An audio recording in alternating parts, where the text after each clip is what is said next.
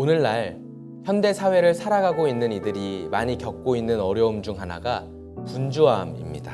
그래서 그런지 이 현대 사회를 살아가는 이들이 하나님과의 시간을 소홀히 여기곤 하는 것 같아서 안타깝습니다.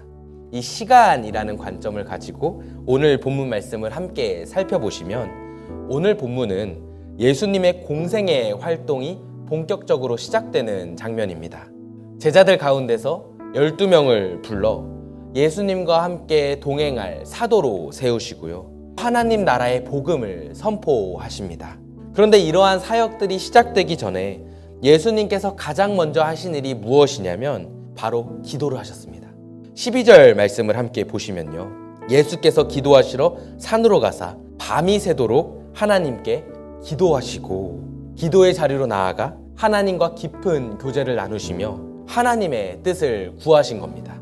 이 말은 예수님께 있어서 모든 사역보다 기도가 우선이 되었고, 기도를 예수님의 시간 가운데서 최우선순위로 삼았다는 뜻입니다. 누가복음 본문으로 돌아와서 보시면은 이 기도를 언제까지 하시냐? 밤이 새도록, 그리고 날이 밝은 후까지 기도하신 후에 사역을 시작하셨다고 말하는데, 이 날이 밝을 때까지 기도하셨다라는 말은 충분한 시간 동안 기도하시며 하나님과 마음을 나누었다는 뜻입니다. 그만큼 예수님께 있어서 이 기도의 시간은 대체할 수가 없는 소중한 시간이었습니다.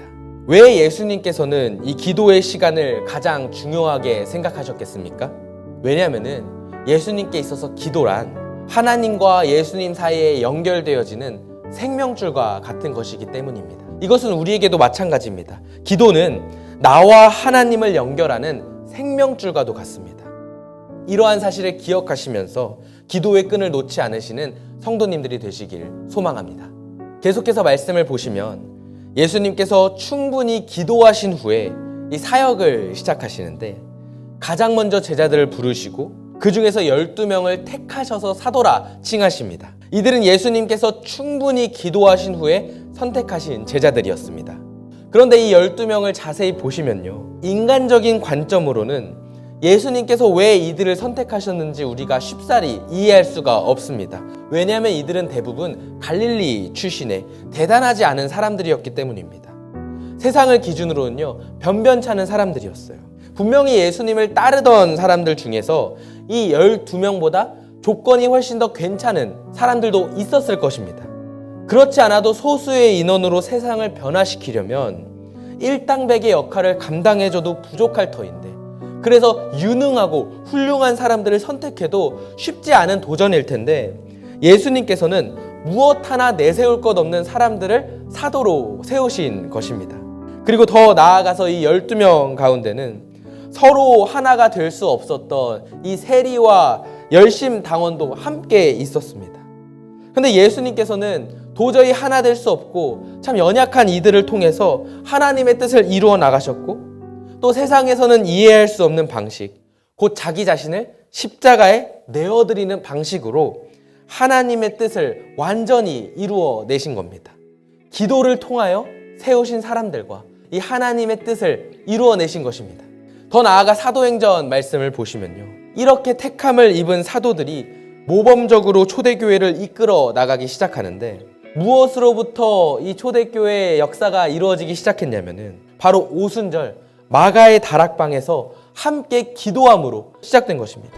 얼마 전까지만 해도 예수님께서 십자가에 달리는 그 사건 앞에서 모두가 예수님을 부인하고 도망쳤던 제자들이었는데, 기도 가운데 성령의 충만함을 입게 되자 은과 금은 내게 없거니와 내게 있는 것을 내게 주노니 나사렛 예수의 이름으로 일어나 걸어라 라고 선포하는 영적인 능력이 생기지 않았습니까? 이처럼 성경은 하나님과 동행하는 그리스도인으로 살아가기 위해서 이 기도의 시간은 선택이 아닌 필수적인 요소임을 우리에게 알려줍니다. 이러한 기도의 시간, 우리는 얼마나 사모하고 있습니까? 혹 나의 기도의 시간이 줄어들지는 않았는지 돌아보았으면 좋겠습니다. 바라기는 우리의 삶의 자리에서 그 어떤 것들도 기도보다 앞서지 않게 되는 그러한 복되고 존귀한 성도님들이 되셨으면 좋겠습니다. 마지막으로, 그렇다면 우리는 어떻게 기도해야 할까요? 성경을 보면 이 예수님께서 실질적으로 밤을 지새워 기도하셨다고 기록되어 있는데, 말씀을 읽다 보니까 밤새 기도를 하셨는데 무엇을 놓고 어떻게 기도하셨는지는 많이 기록되어 있지는 않더라고요. 그러나 밤새 예수님께서 어떻게 기도하셨는지는 우리가 알 수 없으나 예수님의 기도의 결론에는 하나님의 뜻이 이루어지기를 소망하는 그런 바람이 담겨져 있었던 것입니다. 바라기는 기도 가운데 결국엔 나를 통해 하나님의 뜻이 이루어지기를 소망하며 기도하시는 성도님들이 되시기를 간절히 소망합니다. 그때의 하나님께서는 우리의 삶 가운데 섬세한 손길로 찾아와 주사 더욱더 풍성한 은혜와 하나님께서 인도해 주실 새로운 지평을 열어 주실 것입니다.